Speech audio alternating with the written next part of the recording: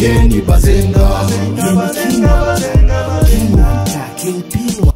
Sasa hii ni scene 4, bado tuko ghetto tu. Likavu akatarisha hapo majamaa, Masha kaingia pale. Ilikuwa hii ni scene ya Mash na Odera wakipiga G-communication. Ushaona?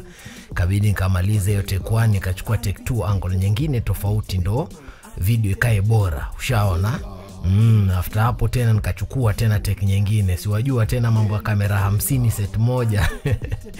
After hapo tukashamaliza tukadiscuss, ikabidi masnacks yanze kuganywa hapo. Viki na Bondi huko nyuma wakijivi njari mashmashava hapo wakiganyia watu. Watoto wa ghetto ikabidi waje pia na wajiunge na sisi, na Mash tulivomfunza kuwa mungwana ikabidi yeye ndo alikuwa akiganyia watu juice. Ushaona?